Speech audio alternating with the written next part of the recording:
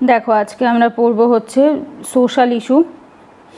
আচ্ছা, সোশ্যাল ইস্যুর প্রথম টপিকটা কি বলছে, একটাই টপিক রয়েছে বড় টপিক, আর বাকিগুলো সব নিউজ ইন শর্টস রয়েছে। Social justice and dissent work, এই টপিকটা টোটালটাই মেন্স ওরিয়েন্টেড, শুধু এই সেকশনটা বাদ দিয়ে এই সেকশনটা রয়েছে দ্যাট ইজ হচ্ছে ইন্টারন্যাশনাল লেবার অর্গানাইজেশনস বা ILO, এটা হচ্ছে প্রিলিমসে আসার চান্স আছে।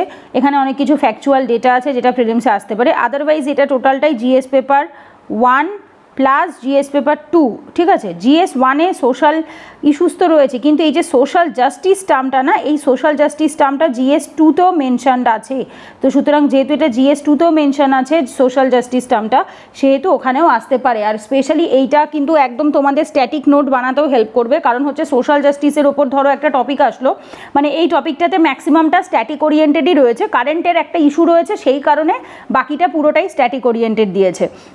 নিউজে কেন রয়েছে দেখো, ILO মানে ইন্টারন্যাশনাল লেবার অর্গানাইজেশনস যারা রয়েছে তারা একটা নতুন রিপোর্ট পাবলিশ করেছে। রিপোর্টটার নাম কি দিয়েছে, অ্যাডভান্সিং সোশ্যাল জাস্টিস, ঠিক আছে। অ্যাডভান্সিং সোশ্যাল জাস্টিস মানে সামাজিক ন্যায় বিচারকে কীভাবে আমরা অ্যাডভান্স করতে পারি সেইটার ওপরে রিপোর্টটা দেওয়া হয়েছে, যেখানে বলা হয়েছে এটা কীভাবে করা হবে।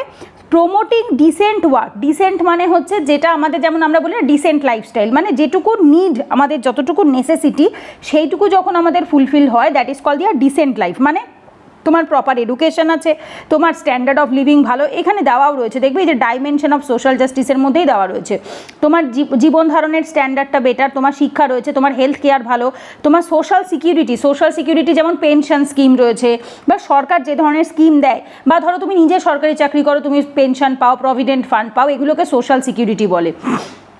আচ্ছা, ইকুয়াল অ্যাক্সেস টু অপরচুনিটি, তোমার ছেলেমেয়েরা ধরো চাকরির পরীক্ষা যখন পড়াশোনা করে বা কিছু করে, বা তুমি নিজে যখন পড়াশোনা করো তখন তুমি ইকুয়ালি অপরচুনিটি পাও, তোমাকে কেউ ডিসক্রিমিনেট করে না, সেটা একটা অন্যতম। ফেয়ার ডিস্ট্রিবিউশন, যেখানে তুমি কোনো জায়গায় যখন কিছু বন্টন করানো হচ্ছে, সেটা সরকারের দেওয়া কোনো জিনিস হোক, যেমন PDS সিস্টেম হলে সরকারের একটা হয়, যেটাকে আমরা পাবলিক ডিস্ট্রিবিউশন সিস্টেম বলি, মানে রেশন ট্যাশন যেগুলো দেওয়া হয়ে থাকে, বা আদারওয়াইজ তোমার ফ্যামিলিতে হোক, বাইরে কোথাও হোক। তো যখন ইকোনমিক কোনো গ্রোথ হয়ে থাকে বা কোনো কিছু মানে তোমার হচ্ছে ডিস্ট্রিবিউট করার ব্যাপার আসে, সেখানে যখন কাউকে মানে ইয়ে করা হয় না, ডিসক্রিমিনেট করা হয় না, সবাইকে সমানভাবে ফেয়ারলি ডিস্ট্রিবিউট করা হয়, এবং সেখানে তুমিও সমানভাবে পাও। জাস্ট ট্রানজিশন, জাস্ট এখানে মানে হচ্ছে ন্যায়ভাবে, জাস্ট টার্মটা জাস্টিস থেকে যে টার্মটা আসছে দ্যাট ইজ জাস্ট। আচ্ছা, এটা কিসের সাথে, globalization, technological, demographic, environmental etcetera. So যখন ট্রানজিশন হয়, ট্রানজিশন মানে চেঞ্জেস, বদল, তো যখন বদল হবে তখন তোমার মধ্যেও পুরো জায়গাটাতেই বদল আসবে। কোন কোন বিষয়ে, গ্লোবালাইজড মানে তুমিও বাইরের দেশের সাথে প্রপারলি ইন্টারাক্ট করতে পারছো। টেকনোলজিক্যাল, যখন ধরো কেউ একটা ভালো মোবাইল ফোন গেজেটস ইউজ করছে, তোমার কাছেও আছে। ডেমোগ্রাফিক, এনভায়রনমেন্ট, তোমার কাছে পরিবেশটাও সুন্দর মানে ডেমোগ্রাফিক্যালি আসছে। সো এই ধরনের যে তুমি যে এলাকায় থাকছো সেখানকার পরিবেশও ভালো, সব কিছু মিলিয়ে যদি এই জিনিসগুলো তোমার কাছে অ্যাভেলেবেল থাকে, তাহলে আমরা বলতে পারি যে তোমার কাছে সোশ্যাল জাস্টিস রয়েছে। দিজ আর দি ডাইমেনশন, মানে হচ্ছে যে যে দিকগুলো থাকলে আমরা বলতে পারি কারোর কাছে সামাজিক ন্যায় বিচার রয়েছে। আর এটা কিসের মাধ্যমে আসবে, ডিসেন্ট ওয়ার্কের মাধ্যমে আসবে, মানে যে যার যোগ্য সেই যোগ্যতা অনুসারে যদি কেউ কাজ পায়, that is call the decent work, ঠিক আছে। যেমন ধরো আজকে তুমি একটা মোটামুটি যে চাকরি করো, মাস গেলে ধরো তুমি 50K রোজগার করছো, ঠিক আছে। এইবার ধরো তুমি 50,000 টাকা রোজগার করো, তোমার লাইফস্টাইল মোটামুটি ডিসেন্টলি চলে যায়। তো এইটুকু আমরা বলতে পারি যে হ্যাঁ, মোটামুটি কেউ 40-50,000 টাকা রোজগার করলে তার একটা ডিসেন্ট লাইফস্টাইল হয়, যে বেসিক তার এডুকেশন, খাওয়া পড়া এইটুকু তার চলে যায়, ঠিক আছে। ল্যাভিশ লাইফস্টাইল হবে না, but it is a decent lifestyle. আচ্ছা, এরপরে কি বলেছে দেখো, এটা কিসের মাধ্যমে আসবে, সোশ্যাল জাস্টিস কাকে বলে, যখন ইট ইজ অ্যাবাউট ফেয়ারনেস মানে ন্যায়পরায়ণতা বা স্বচ্ছতা, যখন আমরা সবাইকে সমানভাবে দেখি, that is call fairness. Equality, সমতা। হ্যাভিং আ ভয়েস মানে তোমার কথার মূল্য আছে, হ্যাভিং আ ভয়েস মানে এখানে তোমার কথা, ভয়েস মিন্স কথা। সো এইগুলো কি বলছে, তোমার যখন এটা কিনা ওনস লাইফে, নিজের লাইফে এটা তোমার একটা শেপ এনে দেবে, তখন সেটাকে আমরা সামাজিক ন্যায় বিচার বলি। আর এখানে দেখো 4টে ইন্টার রিলেটেড এবং ইন্টারডিপেন্ডেন্ট ডাইমেনশনস রয়েছে, যেটা আমরা অলরেডি পড়ে ফেলেছি, ইনফোগ্রাফিক্সে বলাই রয়েছে, এইটাকে ইনফোগ্রাফিক্স বলে। আচ্ছা, এই সোশ্যাল জাস্টিস এবং ডিসেন্ট ওয়ার্ক সম্পর্কে পড়ার আগে আমি আগে একটু ILO সম্পর্কে তোমাদের বেসিকটা একটু বলে দিই। ILO কোথার থেকে আসছে, কী বিষয়, এটা একটু দেখো। ইন্টারন্যাশনাল লেবার অর্গানাইজেশনস, খুব ইম্পর্টেন্ট যেটা, এটা হচ্ছে তোমার ইসের ওই কী বলে এটাকে, এই যে সাইনটা দেখতে পাচ্ছ, এটা যেহেতু UN-এর আন্ডারে, তো এই দুপাশ থেকে দেখেছো, এগুলোকে বলা হয় অলিভ ব্রাঞ্চ, বোঝা গেছে? এই যে দেখো এই দুটো পাতা উঠেছে না, একটা এপাশ থেকে একটা এপাশ থেকে, সো এইগুলোকে অলিভ ব্রাঞ্চ বলে। ইউএনের নিজের ইয়েতেও মানে লোগোটাতেও আছে, এখানে তোমার আইএলওতেও রয়েছে। তো সুতরাং এটা দেখে বুঝতে পারবে যে এটা হচ্ছে ইউএনের অর্গানাইজেশন, ইন্টারন্যাশনাল লেবার অর্গানাইজেশন। তো এটা কোথায়, হেডকোয়ার্টার কোথায়? জেনেভা, সুইজারল্যান্ডে। কত সালে এটা এস্টাবলিশড হয়েছে? 1919 সালে। সো মডার্ন হিস্ট্রিতে আমরা কেউ কেউ পড়েছি, কেউ কেউ পড়িনি। যারা পড়ে ফেলেছি তারা একটুখানি জেনে নিই, আর যারা পড়িনি তারাও ঠিক আছে পরের ব্যাচে পড়ে নেবে, মানে যখন আমার ক্লাসে আসবে তখন তো পড়বেই। 1919 সালে কি হয়েছিল? অনেকগুলো ইভেন্ট হয়েছিল। সব থেকে বেশি যেটা ইম্পর্টেন্ট ইভেন্ট এখানে ট্রিটি অফ ভার্সেলি, আমরা ছোটোবেলায় মাধ্যমিকের সময় পড়েছিলাম, যেটাতে প্রথম বিশ্বযুদ্ধ এন্ড হয়েছিল, কমপ্লিট হয়েছিল, মনে আছে? 1914 থেকে 1919 এই টাইম পিরিয়ডে কি হয়েছিল? ফার্স্ট ওয়ার্ল্ড ওয়ার, প্রথম বিশ্বযুদ্ধ। সো প্রথম বিশ্বযুদ্ধের সময় ট্রিটি অফ ভার্সেলির মাধ্যমে প্রথম বিশ্বযুদ্ধ কমপ্লিট হয়। তো সেই জন্য এইখানটাতে কি দেখা যাচ্ছে যে ইউনিভার্সাল এবং লাস্টিং পিস আনার জন্য এই আইএলওটা এস্টাবলিশ করা হয়েছিল, যেটা কিনা কি করে থাকে, it is based on the social justice, সামাজিক ন্যায় বিচারের ওপর বেস করে এটা তৈরি হয়েছিল। ঠিক আছে, ইউনিভার্সাল অ্যান্ড লাস্টিং পিস মানে যে পিস বা শান্তিটা ইউনিভার্সাল হবে, সকলের জন্য হবে, লাস্টিং যেটা লং টার্মে টিকে থাকবে। ঠিক আছে, আচ্ছা ইউএনএ দেখো, এটা ইউএনের সাথে কবে জয়েন করছে? 1946-এ ILO became a specialised agency of the UN, which is very important. কারণ কি, ইউএনের উৎপত্তি কবে? ইউএন জন্মেছে 1945 সালে, 1945-এ। ঠিক আছে, ইউএনের উৎপত্তি মানে ইউএন এস্টাবলিশড হচ্ছে 1945-এ, আর আইএলও এসছে 1919-এ। সো এটা অনেক আগের সময়ের কথা বলা হচ্ছে। তো যখন ইউএন আসে তারপরে 46-এ পরের বছর গিয়ে এর সাথে স্পেশালাইজড এজেন্সি হিসাবে জয়েন করে। আচ্ছা, ট্রিপার্টাইট স্ট্রাকচার তিনটে লেভেলে রয়েছে। কি কি? ওয়ার্কার, এমপ্লয়ার এবং গভর্নমেন্ট, এই তিনটে লেভেলে এরা কাজ করে থাকে। চারটে স্ট্র্যাটেজিক অবজেক্টিভ রয়েছে। কি কি দেখো? স্ট্যান্ডার্ড এবং ফান্ডামেন্টাল প্রিন্সিপাল এবং রাইট অ্যাট ওয়ার্ক, এইটা প্রমোট করে।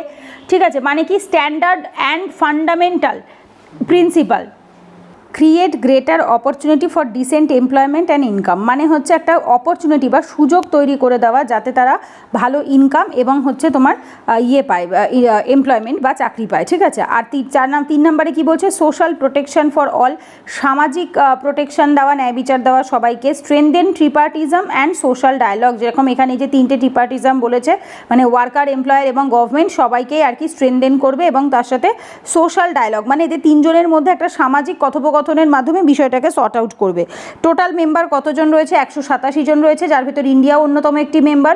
কি কি রিপোর্ট পাবলিশ করে? খুব ইম্পর্টেন্ট দেখো, world employment and social Outlook এবং গ্লোবাল ওয়েজ রিপোর্ট, এই দুটো রিপোর্ট হচ্ছে এরা পাবলিশ করে থাকে। এছাড়া আরও আছে, বাট এগুলো বেশি ইম্পর্টেন্ট। আচ্ছা, এরপরে আসবো আমরা সোশ্যাল জাস্টিস এবং ডিসেন্ট ওয়ার্ক সম্পর্কে কি বলা হয়েছে। দেখো, আইএলও ইন্টারন্যাশনাল লেবার অর্গানাইজেশনস এই ডিসেন্ট ওয়ার্ককে কি বলে বলা মানে করেছে, ডিগনিফাই করেছে। দেখো, productive work for the woman and men in conditions of freedom, equity, security and human dignity. ভালো করে বোঝো, প্রোডাক্টিভ ওয়ার্ক কাজকে আমরা কোনটা বলি? যেটার থেকে আমি কিছু প্রোডাক্টিভ রেজাল্ট পাই। মানে হচ্ছে যেমন ধরো, যখন আমরা ইউপিএসসির জন্য পড়াশোনা করছি, দিনে আমি 8-10 ঘন্টা পড়ছি, তো আমি বলতে পারি আজকের দিনটা আমার প্রোডাক্টিভ গেছে, মানে দিনটা যেন ঠিকভাবে ইউটিলাইজ হয়। ফর মেন অ্যান্ড ওমেন, পুরুষ মহিলা সকলের জন্য কিভাবে স্বাধীনতা থাকবে, ইকুইটি সমতা থাকবে, সিকিউরিটি নিশ্চিন্ততা থাকবে, হিউম্যান ডিগনিটি মানবিক সম্মান থাকবে। তো সমস্ত সিচুয়েশন, এই প্রত্যেকটা জিনিসের মধ্যে যখন আমি একটা প্রোডাক্টিভ কাজ করার যোগ্য হব বা করব, তখন সেইটাকে আমি রিসেন্ট ওয়ার্ক বলতে পারি। সো এটা কে বলেছে? আইএলও বলেছে রিসেন্ট ওয়ার্কের ডেফিনেশন হিসেবে। সো এগুলো কিন্তু তোমাদের মেন্স অ্যান্সার রাইটিংয়ে খুব হেল্প করবে অ্যান্সারটাকে স্টার্ট করতে। আচ্ছা, বলছে কি ensuring decent work for all is an essential aspect of sustainable development. এটা আলাদা করে বলার তো আর কোনো মানেই রাখে না। আমরা এর আগে বহুবার সাস্টেইনেবল ডেভেলপমেন্ট পড়েছি, যে ডেভেলপমেন্ট কি হয় বর্তমানের নিডকে ফুলফিল করে ভবিষ্যতের জন্য কিছু রেখে দিতে পারে, that is call the sustainable development, যেটা কিনা প্রমোট করে কি সোশ্যাল জাস্টিস। কিসের মাধ্যমে প্রমোট করে থাকে? বেশ কিছু জিনিসের মাধ্যমে, যেমন দেখো পভার্টি এবং ইনইকুয়ালিটি, গরিবী এবং অসমতাকে দূরীকরণ করে স্পেশালি লো ইনকাম যে বাড়িগুলো রয়েছে, হাউস হোল্ড রয়েছে, তাদেরকে প্রপার প্রোটেকশন প্রোভাইড করা হয় এই গভর্নমেন্ট স্কিমের মাধ্যমে। এছাড়া কি মেটেরিয়াল ওয়েলবিং, মেটেরিয়াল ওয়েলবিং কোনটাকে বলা হয়? যেমন হচ্ছে জিনিসপত্র তোমার কাছে যেটা থাকবে, মেটেরিয়াল মানে কি টাকা পয়সা, বাড়ি গাড়ি, এইগুলোকে বলা হয় মেটেরিয়াল ওয়েলবিং।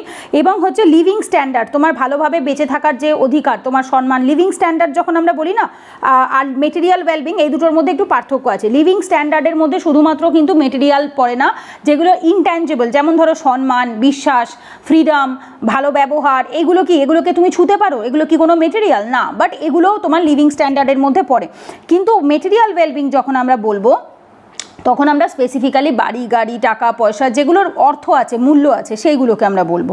আচ্ছা, improving health and ensuring quality education, obviously আমার শারীরিকভাবে আমি সুস্থ থাকবো, আমার শিক্ষা থাকবে, সেগুলোকে বলা হয়েছে।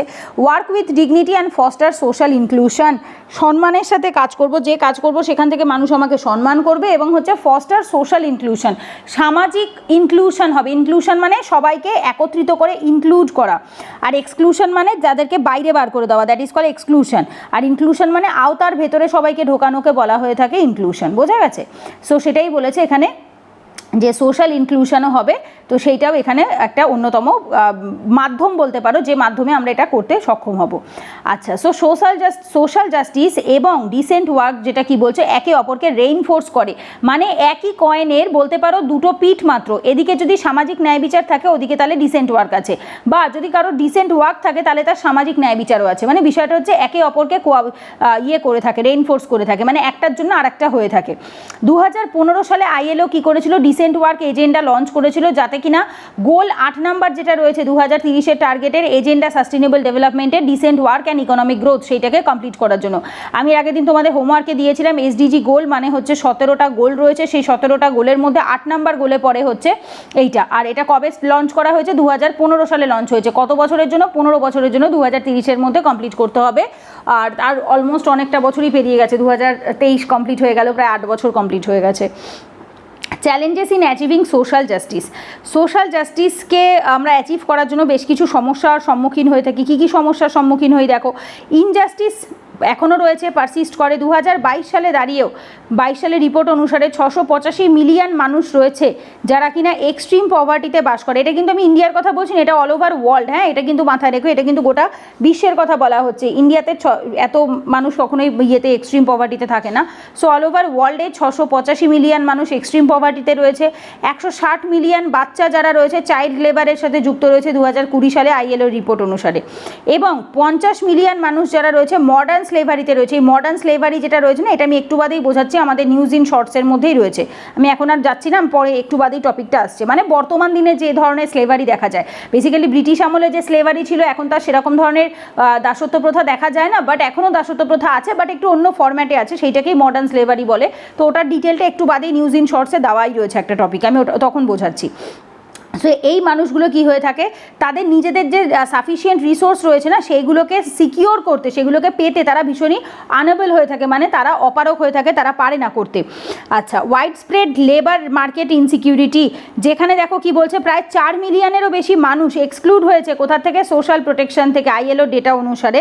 তো প্রায় 4 মিলিয়ন পিপল কি হয়েছে, তাদের যে মানে যেটা পাওয়া উচিত, যে বেনিফিটসগুলো তারা পায় না, তার থেকে এক্সক্লুড হয়েছে। More than 60% of the global workforce কোথায় কাজ করে, প্রায় more than 60% of the global workforce all over ওয়ার্ল্ডের 60%-এরও বেশি মানুষ ইনফর্মাল ইকোনমিতে কাজ করে, এবং twice as likely as those in the formal economy. ঠিক আছে, এবং তারা কি কাজ করে, সময় যদি আমরা বলি, মানে হচ্ছে যদি ফর্মাল ইকোনমিতে কেউ 4 ঘন্টা কাজ করে 50K রোজগার করে, কথার কথা বলছি, এরা 8 ঘন্টা কাজ করেও হয়তো 25কেও রোজগার করে না, এরকম একটা ব্যাপার। সো এরা ইনফর্মাল ইকোনমিতে প্রায় ঘন্টাও বেশি দেয় এবং টাকার রোজগারও কিন্তু অনেক কম করে। আচ্ছা, ক্যাজুয়াল ওয়ার্ক দেখো, ক্যাজুয়াল ওয়ার্ক যেগুলো কোনগুলো, যেমন ধরো এই যে জোম্যাটো ডেলিভারি বয় যারা রয়েছে, বা এমনি নর্মাল ক্যাজুয়ালি অল্প সময়ের জন্য করছে, এবং তাদেরকে পার্মানেন্টও করা হয় না, তাদেরকে এমপ্লয়ার প্রভিডেন্ট ফান্ড কিছুই এসব দেওয়া হয় না। সো এইগুলো এরকম ধরনের ক্যাজুয়াল ওয়ার্ক হয়ে থাকে, যারা কিনা কি করে থাকে, ক্লাইমেট চেঞ্জ, দেখো endanger jobs, livelihoods and the এন্টারপ্রাইসেস। তো এই যেহেতু ক্লাইমেট চেঞ্জ হচ্ছে, যখন তখন আমাদের হ্যাজার্ডসগুলো আসছে, তো স্বাভাবিকভাবে তখন কি হচ্ছে, এর জন্য আমাদের অনেকটা দেখা যাচ্ছে অসুবিধা, মানে মানুষের জব লসও হচ্ছে। ইনইকুয়ালিটি হাই এবং রাইজিং, অবভিয়াসলি যত দিন যাচ্ছে অসমতা বাড়ছে, এবং এখানে স্পেশালি মহিলারা গোটা পৃথিবীতে অ্যাপ্রক্সিমেটলি 20% লেস দ্যান মেন, মানে যত টাকা রোজগার মহিলারা করে তার থেকে 20 গুণ বেশি ছেলেরা করে, মানে ছেলেদের রোজগারের থেকে 20% কম কারা রোজগার করছে, মহিলারা, একই কাজের জন্য। ঠিক আছে, পে গ্যাপসও রয়েছে। পে গ্যাপ মানে পুরুষ এবং মহিলাদের রোজগারের যে গ্যাপটা থাকে সেটাকে বলা হয় পে গ্যাপ।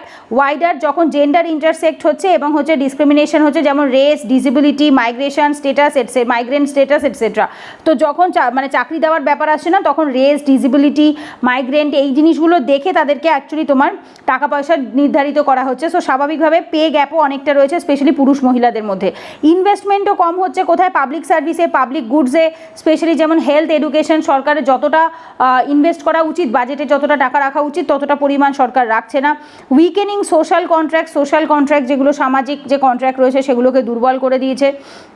আচ্ছা, এছাড়া হচ্ছে increasing polarisations within the societies is undermining solidarity. তো পোলারাইজেশনও হচ্ছে, মানে হচ্ছে পোলারাইজেশন টার্মটার মানে একত্রীকরণ, ঠিক আছে, মানে একদম কেন্দ্রের দিকে একটা পার্টিকুলার দিকেই আর কি মানুষের ইন্টারেস্টটা বেশি যাচ্ছে এবং বাকি কাউকে নেগলেক্ট করছে, দ্যাট ইজ কল পোলারাইজেশন। কারণ কি, এই যে পৃথিবী, তার দুটো কেন্দ্র বা পোলের দিকে যখন সব কিছু যায় তখন কি হচ্ছে, একটা দিকেই কনসেন্ট্রেট হচ্ছে, রাইট।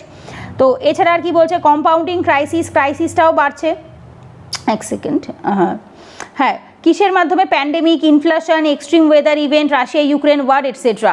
সো এইগুলোও কি হচ্ছে, বেশ কিছু সমস্যা বা ক্রাইসিস দেখা দিচ্ছে। যেমন আমরা কোভিড-19 দেখেছি, ইনফ্লেশন, টাকা পয়সা, খাবার জিনিসের দাম বেড়ে যাওয়া দেখেছি, এক্সট্রিম ওয়েদার ইভেন্ট দেখেছি, যেমন হঠাৎ করে ভূমিকম্প, সুনামি, সাইক্লোন, তারপর ফ্লাডস, এগুলোকে এক্সট্রিম ওয়েদার ইভেন্টস বলা হয়।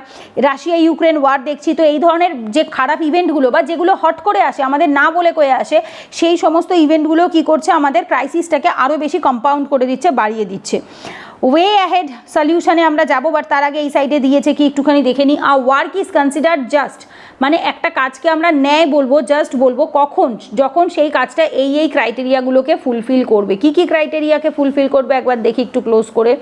ফার্স্ট কি বলছে দেখো, ইকুয়াল অপরচুনিটি, পুরুষ মহিলা নির্বিশেষে সবার কাছে যখন সমানভাবে সুযোগ থাকবে সেই কাজটা করার, ঠিক আছে। সেকেন্ডলি কি বলছে, secure form of employment and safe working condition, মানে কি তোমাকে গ্যারান্টি দিচ্ছে কি, সিকিওর ফর্ম অফ এমপ্লয়মেন্ট, যে তোমার কাজ হঠাৎ করে চলে যাবে না, পার্মানেন্ট জব হবে, এবং সেফ ওয়ার্কিং কন্ডিশন, তুমি যেখানে কাজ করবে সেটা তোমার জন্য সেফ হবে, মানে তুমি যদি মহিলা হও তুমি কখনো ইনসিকিওর বা আনসেফ ফিল করবে না।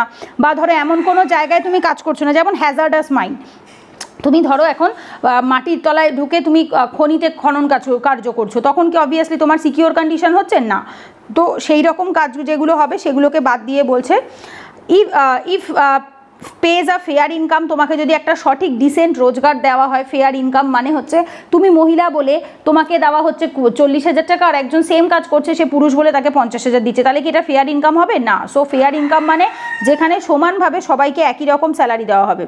Social protection for the worker and there family, সামাজিক প্রোটেকশন দেওয়া হবে, যেমন ধরো পেনশন স্কিম থাকবে, তারপর প্রভিডেন্ট ফান্ড থাকবে, পিএফ এর টাকা থাকবে, তারপর হচ্ছে মেডিক্লেম থাকবে, আরও অনেক কিছু থাকে না সরকারি চাকরিজীবীদের, তাদের ফ্যামিলিদের ধরো বছরে কোথাও ঘুরতে নিয়ে যাওয়ার একটা প্রভিশনস থাকবে, কোয়ার্টার দেওয়া হবে তাদেরকে থাকার জন্য। তো এই যে জায়গাগুলো, এগুলো সব আসে হচ্ছে সোশ্যাল প্রোটেকশনের আন্ডারে, তাকে যে কাজ করছে তাকে এবং তার পরিবারকে দুজনকেই দেওয়া হয়। ওয়ার্কার্স আর free to express their concern and organize, মানে হচ্ছে যারা কাজ করবে তারা তাদের প্রবলেমটা ফ্রিলি, কোনো ভয় না পেয়ে কনসার্নটাকে তারা কি করতে পারবে, এক্সপ্রেস করতে পারবে, বলতে পারবে যে আমার অমুক জায়গায় অসুবিধা হচ্ছে, তাদেরকে কোনো রকম প্রেশারাইজ করা হবে না। তো যখন এই জিনিস আর কি আছে, হ্যাঁ আর একটা রয়েছে, it offer prospect for the personal development and encourage social integration. Personal development, এই কাজটার মাধ্যমে তোমার নিজেরও উন্নতি হবে এবং সমাজে তুমি সোশ্যালি ইন্টিগ্রেট হবে, মানে তুমি মানুষের সাথে মিলেমিশে চলতে পারবে, মানুষ তোমাকে অ্যাকসেপ্ট করে নেবে, তুমি এমন একটা কাজ করবে। তো তবেই কিন্তু বলা হবে যে হ্যাঁ অমুক কাজটা একটা ন্যায় কাজ বা ভালো কাজ বা জাস্ট কাজ, ঠিক আছে। আর ওয়ার্ক ইজ কনসিডার্ড জাস্ট, তো সেই কাজটাকেই আমরা জাস্ট কাজ হিসাবে গ্রহণ করব। বোঝা গেছে। এরপরে আসবো আমরা way ahead to attain social justice, কী কী কাজ করতে পারি বা কী কী সলিউশন আছে যেটাতে আমাদের সোশ্যাল জাস্টিস এনশিওর হবে। ফার্স্ট আসছে কি দেখো, ensuring access to decent work, যেটা এতক্ষণ ধরে আমরা পড়লাম। তো ম্যাক্রো ইকোনমিক ইনব্যালেন্স যেগুলো রয়েছে, যেমন ধরো ডেপ্ট বার্ডেন রয়েছে বা আদার্স যেগুলো প্রাইভেট ইনভেস্টমেন্টস রয়েছে, এইগুলোকে আমাদের অ্যাড্রেস করতে হবে কিসের মাধ্যমে, জব ক্রিয়েশনের মাধ্যমে, এবং যার ফলে আমাদের কি হবে, ডিসেন্ট ওয়ার্ক মানুষের কাছে পৌঁছে যাবে। Rural diversification of the decent jobs, ঠিক আছে। রুরাল ডাইভার্সিফিকেশন, গ্রামের মানুষ শুধুমাত্র কেন চাষ করবে, ডিসেন্ট ওয়ার্ক মানে কি গ্রামের লোকের কাছে শুধু চাষ করার না, গবাদি পশু পালন করার না, সো এর বাইরেও আরও অনেক কিছু হতে পারে। সো কাজটাকে না ডাইভার্সিফাই করতে হবে, মানে মানুষকে অনেক রকম কাজে, অনেক রকম তোমার এমপ্লয়মেন্টে ইনভলভ করতে হবে। বোঝা গেছে। আচ্ছা, এরপর কি বলছে, women's access to productive resources, যেমন ল্যান্ড এবং ক্রেডিট রয়েছে, পার্টিকুলারলি যেটা রেলিভেন্ট হয়ে থাকে ওমেনের জন্য, in the agricultural sector and micro and small enterprises, ঠিক আছে, এগ্রিকালচার সেক্টরে ছোট এবং যে স্মল এন্টারপ্রাইজগুলো রয়েছে সেগুলোতে। আচ্ছা, এছাড়া আর কি বলছে, ক্লাইমেট চেঞ্জ মিটিগেশন এবং অ্যাডাপ্টেশন স্ট্র্যাটেজিস যেগুলো রয়েছে সেগুলোকে আমরা এনশিওর করতে পারি যাতে ক্লাইমেট চেঞ্জ না হয়। এই যে আগের দিন আমি বলেছিলাম প্রবলেমগুলোকে উল্টে দাও, যেগুলো ইস্যুস রয়েছে সেগুলোকেই যদি আমরা উল্টে দিই তাহলেই আমাদের সলিউশন চলে আসে। মিনিমাম একটা টাকা দিতেই হবে, রেগুলারলি পে করতে হবে, অ্যাডজাস্টেড উইথ ইনফ্লেশনের সাথে অ্যাডজাস্ট করতে হবে, উইচ ইজ ভেরি ইম্পর্টেন্ট। যেমন একটা এক্সাম্পল দিই, আমি আমার পার্সোনাল এক্সপিরিয়েন্স থেকে বলছি, আমি নিজে এটা খেয়াল করে দেখেছি, জিনিসের মূল্যের দাম বাড়ছে। আই থিঙ্ক 14 সালের কথা বলছি আমি, 2014 সালে আমাদের এখান থেকে আমাদের ভ্যান স্ট্যান্ড থেকে কলোনি মোড় গেলে ভ্যান ভাড়া লাগতো আই থিঙ্ক 5 টাকা। প্রথমে ছিল 4 টাকা, সেটা বোধহয় সেই বছরই বেড়ে 5 টাকা হলো। বর্তমান দিনে সেই ভ্যান ভাড়াটা বা টোটো ভাড়াটা লাগে 10 টাকা, ওই একই রাস্তা। এখন হয়েছে কোভিডের পর থেকে, কোভিডের আগে বোধহয় ছিল 7 টাকা, এখন হয়েছে 10 টাকা। কোভিডের লাভ দিয়ে 3 টাকা বেড়ে গেছে, ওইটুকু রাস্তা তার জন্য 10 টাকা হয়ে গেছে। এখন বাসে ট্রেনে যেখানে ওটা মিনিমাম 10 টাকা। তো স্বাভাবিকভাবে কি হয়েছে, ইনফ্লেশন প্রচুর বেড়েছে, কিন্তু যে লোকটার থেকে যে টাকা নেওয়া হতো সেই লোকটার কি তত টাকা রোজগার বেড়েছে? বাড়েনি কিন্তু। তো এরকম অনেক জায়গা রয়েছে যেখানে কিন্তু তাদের স্যালারি বাড়েনি, অথচ জিনিস আমরা যে অ্যাক্সেস করছি বা কিনতে গেলে আমাদের যতটা টাকা লাগে সেই পরিমাণ কিন্তু আমাদের নিজেদের রোজগার বাড়েনি। তো সেইটাকে বলা হয়ে থাকে মেনলি হচ্ছে যে এখন যে সময়টা চলছে সেটাকে ইনফ্লেশনের সাথে অ্যাডজাস্ট করিয়ে স্যালারিটাকে বাড়াতে হবে। এগ্রিকালচারাল ওয়ার্কার্স এবং ডোমেস্টিক ওয়ার্কার, মাইগ্রেন্ট ওয়ার্কার যারা রয়েছে তাদেরকে কি করতে হবে, হেল্প করতে হবে যাতে তারা কমপ্লিয়েন্সটাকে প্রপারলি অ্যাচিভ করতে পারে। Restore trust in the public institution, সরকারি যে এমপ্লয়মেন্ট রয়েছে, ওয়ার্কার অর্গানাইজেশনস রয়েছে তাদের ওপর ভরসা রাখতে হবে। এবং সোশ্যাল, দেখো এক সেকেন্ড, হ্যাঁ, সোশ্যাল ডায়ালগ মানে হচ্ছে কথোপকথনের মাধ্যমে, সামাজিক কথোপকথনের মাধ্যমে বিশ্বাস অর্জন করতে হবে। বিল্ড ট্রাস্ট মানে হচ্ছে একে অপরের বিশ্বাস অর্জন করতে হবে। ফেয়ার ট্রানজিশন টু টেকনোলজি, আস্তে আস্তে আমাদের কি করতে হবে, টেকনোলজির দিকে ট্রানজিট করতে হবে বা এগিয়ে যেতে হবে। এবং সেটা কিসের মাধ্যমে, ফেয়ারলি মানে হচ্ছে স্বচ্ছতার সাথে, ন্যায়পরায়ণতার সাথে, এবং যেটা সকলের প্রতি সমানভাবে হবে। Data privacy, risk of artificial intelligence, এই সমস্ত যেগুলো রয়েছে যেমন ডিসক্রিমিনেশন, বায়াসনেস, এইগুলো থেকে আমাদেরকে নিজেদেরকে দূরে সরিয়ে রাখতে হবে। Global collision for social justice, সমস্ত দেশকে একত্রিত করে কোলাইড করতে হবে সামাজিক ন্যায় বিচারের জন্য। Social justice as a global imperative, ঠিক আছে। আর আদার কি বলেছে, আর কি সলিউশন দেওয়া যেতে পারে, সাধারণ মানুষকে রক্ষা করতে হবে over the life cycle, quality of childhood and education, investing protection system, সেগুলো আমরা জানি আর কি। ছোটোবেলাটা প্রোটেকশন দিতে হবে, শিক্ষা দিতে হবে, সামাজিক ন্যায় বিচার দিতে হবে, লাইফ সাইকেলটাকে প্রপারলি প্রোটেক্ট করতে হবে। তো এইগুলো টোটালটাই হচ্ছে আমাদের কি বলছে সলিউশন, যেগুলো আমরা এই টপিকটার ক্ষেত্রে নিতে পারি। এই টপিকটা পুরোটাই কিন্তু মেন্স ওরিয়েন্টেড টপিক, ভালো করে রেডি করো, কারণ এই টপিকটা তোমাদের জিএস পেপার 1, জিএস পেপার 2 দুটোতেই কিন্তু হেল্প করবে। প্লাস এটা কিন্তু জিএস 4এও খানিকটা কানেক্টেড, কারণ জিএস 4এ যেহেতু এথিক্স, ইন্টিগ্রিটি, অ্যাপটিটিউড থাকে, তার সাথে decent work, slavery, modern slavery, এই টার্মগুলো কিন্তু অনেক সময় আসে, ঠিক আছে। সুতরাং এই টপিকটা ভালো করে রেডি করব। তো এরপরে আমরা চলে যাব নেক্সট টপিকে, that is news in shorts. শর্টসের প্রথম টপিকটা কি বলছে, ন্যাশনাল ইন্ডিকেটর ফ্রেমওয়ার্ক বা এনআইএফ ফর দ্য এসডিজি, ঠিক আছে। এসডিজি যেটা সাস্টেনেবল ডেভেলপমেন্ট গোল, তো সেখানে ন্যাশনাল ইন্ডিকেটর ফ্রেমওয়ার্ক দেওয়া হয়েছে। কি কি ইন্ডিকেটর ফ্রেমওয়ার্ক দেখো কারা দিয়েছে, মিনিস্ট্রি অফ স্ট্যাটিস্টিক্স এবং প্রোগ্রাম ইমপ্লিমেন্টেশন, যেটাকে আমরা শর্টে মসপি বলি, তারা নতুন একটা রিপোর্ট মতো রিলিজ করেছে, যেটা কিনা SDG national indicator framework progress report 2023, ঠিক আছে। মানে 2023-এ আমাদের আরও যদি মানে একদম 30-এর যে টার্গেট রয়েছে সেটা যদি আমাদের অ্যাচিভ করতে হয়, তাহলে আমাদের কি কি ন্যাশনাল ইন্ডিকেটরগুলোকে মাথায় রাখতে হবে জাতীয় স্তরে, কারণ হচ্ছে এসডিজিটা তো একটা গ্লোবাল লেভেলে, তো স্বাভাবিকভাবে ইন্ডিয়ার পয়েন্ট অফ ভিউ থেকে কোনটা বেশি রেলিভেন্ট হবে সেইটা আর কি এখানে দেওয়া হয়েছে।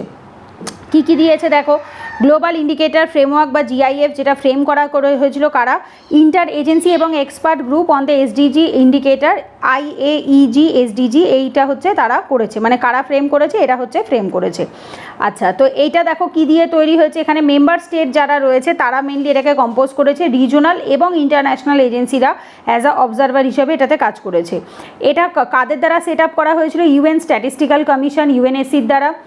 এটা কিন্তু ভালো করে দেখবে, স্ট্যাটিস্টিক্যাল কমিশন, কারণ হচ্ছে সিকিউরিটি কাউন্সিলেরও শর্ট ফর্ম ইউএনএসসি, বাট এটা কিন্তু সিকিউরিটি কাউন্সিল নয়, খেয়াল করো এটা। আচ্ছা, এখানে ইন্ডিয়াতে দেখো, ইন্ডিয়াতে প্রেজেন্ট করছে দেখো সাউদার্ন এশিয়া যেটা রয়েছে, টার্ম কত 2021 থেকে 2023। ইন্ডিয়া অবশ্যই এটার একটা মেম্বার কান্ট্রি রয়েছে 2015 থেকে 2017-তে, আবার 2017 থেকে 19-এ, পরপর দুটো কনজিউকেটিভ টার্ম মানে হচ্ছে পরপর 2 বছর ধরে ইন্ডিয়া 2-2, 15 থেকে 17, 17 থেকে 19, 2 বছর ধরে ছিল। আচ্ছা, কি কি দেওয়া হয়েছে এই মুহূর্তে? জিআইএফে ইনক্লুড করা হয়েছে 248টি ইন্ডিকেটার, যার ভেতর 231টা ইউনিক ইন্ডিকেটার রয়েছে, মানে যেটা একেবারে ইউনিক, নতুনত্ব, আগে কখনো দেওয়া হয়নি। ন্যাশনাল স্ট্যাটিস্টিক্যাল এজেন্সি এবং আদার যে অন্যান্য ইনস্টিটিউশনসগুলো রয়েছে তাদের দায়িত্ব থাকবে এই ডেটাগুলোকে কালেক্ট করা এবং হচ্ছে প্রপার রিপোর্ট পাবলিশ করা এই ইন্ডিকেটারগুলো সম্পর্কে। এবং এই ক্ষেত্রে দেখো মসপিকে এই ইয়েতে হেল্প করবে কে? ন্যাশনাল ইন্ডিকেটার ফ্রেমওয়ার্ক 2018-তে যেটা ডেভেলপ করা হয়েছিল সেইটা। আচ্ছা, এনআইএফ আর কি কি ইনক্লুড করছে দেখো, এসডিজি যেটা গ্লোবাল ইন্ডিকেটার রয়েছে সেটাকেও ইনক্লুড করবে, যাতে কিনা ইন্ডিয়ার স্পেসিফিক যে রিকোয়ারমেন্টগুলো রয়েছে, যেটা স্পেসিফিক্যালি শুধুমাত্র ইন্ডিয়া ওরিয়েন্টেডই হবে, সেগুলো করতে আর কি হেল্প হয়। আচ্ছা, এছাড়া ডেটার যে সোর্স আসবে কোথা থেকে? গভর্নমেন্টের স্ট্যাটিস্টিক্স থেকে, ডিফারেন্ট সার্ভে, অ্যাডমিনিস্ট্রেটিভ ডেটা, আরও যে সেন্সাস হয় সেগুলো, বা পিরিয়ডিক্যাল যে প্রত্যেকটা রিপোর্টগুলো পাবলিশ হয়ে থাকে টাইম টু টাইম, সেই সমস্ত থেকে আর কি সোর্স হিসাবে নেওয়া হবে ইনফরমেশনসগুলো। আচ্ছা, এছাড়া এনআইএফ কি বলছে? জিআইএফ এর মতোই হবে, যেটা কিনা একটু ইভলভড হবে, মানে আগের থেকে একটু মডার্ন হবে বা একটু চেঞ্জেস আসবে। ইভলভড মানে একটু নতুন বিবর্তন আসবে আর কি, একটু চেঞ্জেস আসবে, যেখানে 284টা ইন্ডিকেটার থাকবে, ঠিক আছে। আচ্ছা, এছাড়া 2023 এনআইএফ আর কি কি দেবে দেখো, প্রগ্রেস, এই যে overview of the progress made by India on the SDG, India কতটা এসডিজিতে প্রগ্রেস করলো সেটার একটা ওভারভিউ দিয়ে থাকবে। ডেটা গ্যাপ, কোথায় যদি কোনো মনে হয় যে ডেটা কম আছে বা কিছু গ্যাপ আছে সেটা প্রোভাইড করবে। বেটার মনিটরিং প্রোভাইড করে থাকবে। 2019 সালে মিনিস্ট্রি দেখো, এই সেম মিনিস্ট্রি আর কি একটা ডেভেলপ করেছিল সার্কুলার, যে একটা গাইডলাইন দিয়েছিল রাজ্যগুলোকে এবং ইউনিয়ন টেরিটরিগুলোকে, যাতে কিনা তারা একটা রাজ্যের ইন্ডিকেটর ফ্রেমওয়ার্কও তৈরি করে, যাতে স্পেসিফিক্যালি রাজ্য ওরিয়েন্টেড হয়। যেরকম হচ্ছে গ্লোবাল লেভেলে আলাদা আলাদা রয়েছে, মানে সমস্ত দেশের রিকোয়ারমেন্ট সেম হয় না, সেই রকমই সমস্ত রাজ্যেরও রিকোয়ারমেন্ট সেম হয় না, তো যার জন্য একদম স্পেসিফিক রাজ্য ওরিয়েন্টেডও করার জন্য বলা হয়েছিল। আচ্ছা, এখানে এছাড়া আর কি বলেছে, এই রিপোর্টটা যদি চাও কেউ অ্যাপেন্ডিক্স থেকে এক্সট্রা আর কি ইনফরমেশন জানার জন্য এসডিজির এনআইএফ প্রগ্রেস রিপোর্টটা দেখে নিতে পারো। আচ্ছা, পরের টপিকটায় আসছি আমরা, জেন্ডার গ্যাপ রিপোর্ট 2023। এটা কারা পাবলিশ করে? অবভিয়াসলি ওয়ার্ল্ড ইকোনমিক ফোরাম, আমরা জানি এটা 2023-এর রিপোর্ট বেরিয়েছে। তো ইন্ডিয়ার র্যাঙ্ক কত? 127। টোটাল কটা দেশ? 146টা দেশ, যেখানে ইন্ডিয়ার জেন্ডার ইকুয়ালিটির অবস্থা অত্যন্ত খারাপ, কারণ আমাদের আগেও বাংলাদেশ, পাকিস্তান এরাও বেরিয়ে যাচ্ছে। দেখো এখানে দেওয়া রয়েছে ইন্ডিয়া, বাংলাদেশ, চায়না, এদের ইয়েও যথেষ্ট ভালো ইমপ্রুভ করেছে, তবে আগের থেকে একটু বেটার পজিশনে এসছে। আগে যেমন 135 র্যাঙ্কে ছিল 2022-এ, তার থেকে 8টা প্লেস হয়েছে, দ্যাট মিনস 1.4 পয়েন্ট মতো আগের থেকে বেটার হয়েছে। এই রিপোর্টটা দেখে দেখো কি দেখতে পাচ্ছি এখানে, ইন্ডিয়ার প্রায় 131 বছর লেগে যাবে ফুল প্যারিটি পাওয়ার জন্য। ফুল প্যারিটি মানে হচ্ছে যেখানে একজন পুরুষে 1:1, মানে একটা পুরুষে একটা মহিলা সমান অধিকার, সমান সব কিছু, ইচ অ্যান্ড এভরিথিং সেম পায়। সো সেই সিচুয়েশানটা আস্তে আস্তে কত 131 বছর লাগবে ইন্ডিয়ার ফুল জেন্ডার প্যারিটি পাওয়ার জন্য। আইসল্যান্ড, আমি আগেই বলেছিলাম এই স্ক্যান্ডিনেভিয়ান কান্ট্রিগুলো সবসময় র্যাঙ্ক ভালো করে থাকে। আইসল্যান্ড 91.2%, যেটা টপ করেছে। নরওয়ে 87.9%, তারপর রয়েছে ফিনল্যান্ড 86.3%, ঠিক আছে। তো সবসময় যাই আসুক না কারণ এই দেশগুলোর পপুলেশন অত্যন্ত কম, তো যার ফলে এখানকার যে রিসোর্স রয়েছে বা যাবতীয় যা রয়েছে, মানে সব বেকার, মানে জিনিস পড়ে থাকে, ঠিক আছে, মানুষ ইউটিলাইজ করে উঠে পারে না, এত জিনিস আছে ওখানে। ইন্ডিয়ার বেটার প্যারিটি এডুকেশন এনরোলমেন্টে আগের থেকে একটু বেটার করেছে, যার ভেতর দেখো অনলি 36.7% প্যারিটি ইকোনমিক পার্টিসিপেশনে এবং অপরচুনিটিতে, এবং 25.3% প্যারিটি অন দ্য পলিটিক্যাল এম্পাওয়ারমেন্টে, ঠিক আছে। আচ্ছা, এবার বাকি দেশগুলোর র্যাঙ্কও এখানে দিয়ে দিয়েছে যাদের পারফরমেন্স আমাদের থেকে ভালো। দেখো Bangladesh 59, China 107, Nepal 116, Sri Lanka 115, Bhutan 103, far better than India in gender parity. খুব অদ্ভুত ব্যাপার না? দেখো শ্রীলঙ্কা, যে দেশে অর্থনৈতিক অবস্থা এত খারাপ, সেখানে অবধি জেন্ডার প্যারিটি ইন্ডিয়ার থেকে ভালো। চায়নাতে, বাংলাদেশের র্যাঙ্কিং তো অত্যন্ত ভালো, 59। গভর্নমেন্ট ইনিশিয়েটিভ, এছাড়া সরকার কী কী ইনিশিয়েটিভ নিয়েছে যাতে মহিলাদের যে সংখ্যাটা রয়েছে, জেন্ডারের যে গ্যাপটা সেটাকে ইমপ্রুভ করা যায়। ইকোনমিক পার্টিসিপেশন এবং হেলথ এবং সার্ভাইভাল এইগুলোকে ভালো করার জন্য যেমন বেটি বাঁচাও বেটি পড়াও, রাষ্ট্রীয় মহিলা কোষ রয়েছে, তারপর প্রধানমন্ত্রী মাতৃ বন্দনা যোজনা রয়েছে, সুকন্যা সমৃদ্ধি যোজনা রয়েছে। তো এছাড়া এগুলো তো গেল ন্যাশনাল লেভেলে। এছাড়া রাজ্য লেভেলে আমাদের পশ্চিমবঙ্গে যেরকম কন্যাশ্রী রয়েছে, রূপশ্রী রয়েছে, লক্ষ্মীর ভাণ্ডার রয়েছে, এই সমস্ত প্রকল্পগুলোই কিন্তু মহিলাদের আপলিফমেন্টের জন্য। এডুকেশনাল অ্যাটেনমেন্ট, শিক্ষাগতর জন্য যেমন দেখো কী বলছে, সমগ্র শিক্ষা ইনিশিয়েটিভ, কস্তুরবা গান্ধী বালিকা বিদ্যালয় এটসেট্রা। কস্তুরবা গান্ধীকে মহাত্মা গান্ধীর ওয়াইফ, ঠিক আছে। আচ্ছা, এরপরে আসবো হচ্ছে, এক সেকেন্ড উপরের দিকটায় চলে যাই। হ্যাঁ, আর পলিটিক্যাল পার্টিসিপেশনের জন্য সরকার কি করেছে, গভর্নমেন্ট রিজার্ভ করেছে 33% সিট কোথায়, পঞ্চায়েত ইনস্টিটিউশনে ফর উমেন, যেটা পলিটিতে আমরা পড়েছি, কেউ পড়িনি হয়তো, বাট পরে পড়ে নেব। 33% মানে হচ্ছে 1/3, ঠিক আছে, বলা হয়ে থাকে 1/3 পপুলেশন রিজার্ভ করা হবে মহিলাদের জন্য স্পেসিফিক্যালি। জেন্ডার গ্যাপ ইন্ডেক্সের প্যারামিটার কী কী, মানে কিসের ওপর বেস করে এই ইন্ডেক্সটা পাবলিশ করা হয়। ইকোনমিক পার্টিসিপেশন এবং অপরচুনিটি, মানে অর্থনীতিতে মহিলাদের ভূমিকা। এডুকেশনাল অ্যাটেনমেন্ট, কতটা শিক্ষাগত যোগ্যতা। হেলথ অ্যান্ড সার্ভাইভাল, শরীর কত সুস্থ আছে, কতদিন অবধি বেঁচে থাকছে। পলিটিক্যাল এম্পাওয়ারমেন্ট, পলিটিক্সে তাদের কতটা পার্টিসিপেশন রয়েছে। তারপর কি বলছে, gender social norms index GSNI report, এটা কারা পাবলিশ করে, ইউনাইটেড নেশনস ডেভেলপমেন্ট প্রোগ্রাম বা UNDP এটার রিপোর্টটা পাবলিশ করেছে। এই রিপোর্টটাকে একটা নতুন টাইটেল দেওয়া হয়েছে, কি title, breaking down gender biases, shifting social norms towards gender equality. ভালো করে বোঝো, ব্রেকিং ডাউন জেন্ডার বায়াসেস, ভাঙতে হবে কোনটাকে, জেন্ডার বায়াসটাকে, মানে পুরুষদের প্রতি যে পক্ষপাতিত্ব করা, বায়াসনেস মানে হচ্ছে পক্ষপাতিত্ব। শিফটিং সোশ্যাল নর্ম, সামাজিক নিয়মগুলোকে শিফট করতে হবে, চেঞ্জ করতে হবে, কোথায়, জেন্ডার ইকুয়ালিটির দিকে। আচ্ছা, এছাড়া আর কি করেছে দেখো, কিছু বিলিফ GNI কী বিষয়ে ক্যাপচার করেছে, বিশ্বাস, বায়াসনেস মানে বায়াসেস যেটা আমরা পক্ষপাতিত্ব করি, প্রেজুডাইজেস যেগুলো আমাদের কুসংস্কার মাথায় ঢুকে গেছে, যেমন যে বংশকে ছেলেরাই আগিয়ে নিয়ে যেতে পারে, এটা এক ধরনের prejudices. Regarding gender equality in capabilities and rights, ঠিক আছে, ক্ষমতা এবং অধিকারের ক্ষেত্রে যেগুলো রয়েছে সেগুলোকে সরাতে হবে। আর এটাই হচ্ছে মেন রুট কজ, যেটা আমাদের এই ইনইকুয়ালিটির মেন সমস্যা। 4টে কি ডাইমেনশনকে কভার করেছে, কি কি দেখো, 4টে কি ডাইমেনশন।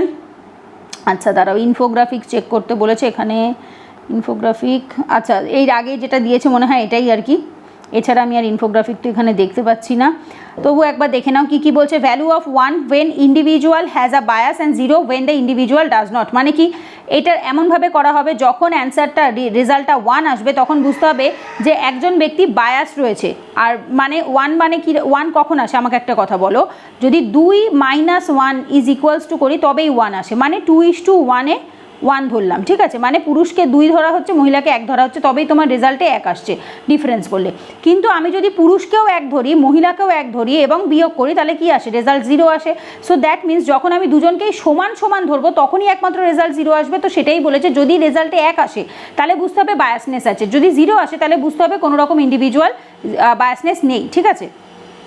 আচ্ছা, ক্যালকুলেট করা হবে ডেটাটা কোথা থেকে, ওয়ার্ল্ড ভ্যালু সার্ভে থেকে, যেটা কিনা কি করবে, 7খানা ইন্ডিকেটারকে ইউজ করা হবে, কটা দেশ থেকে, 80টা দেশ থেকে এবং 80টা জায়গা থেকে, আর যেটা কিনা 85% প্রায় 85% গ্লোবাল পপুলেশনকে কভার করবে। এছাড়া দেখো 10 জনের মধ্যে 9 জন পুরুষ এবং মহিলা এই বায়াসনেস রয়েছে মহিলাদের এগেনস্টে।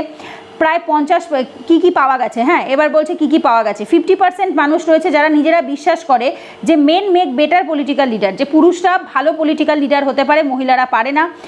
40% মতো বিশ্বাস করে men make better business executive, 40% বিশ্বাস করে যে পুরুষরাই ভালো বিজনেস এক্সিকিউটিভ হতে পারে মহিলাদের থেকে। এছাড়া বায়াস জেন্ডার সোশ্যাল নর্ম, যেটা মেজর ইম্পিডেন্ট বলা হয়েছে, যেটা জেন্ডার ইকুয়ালিটিকে মানে অ্যাচিভ করতে বাধা হয়ে দাঁড়াচ্ছে, এবং empowering all the women and girls. SDG 5 number, আমি আগের ক্লাসেও বলেছিলাম, এই ক্লাসেও বলেছি, SDGটা মুখস্থ করো।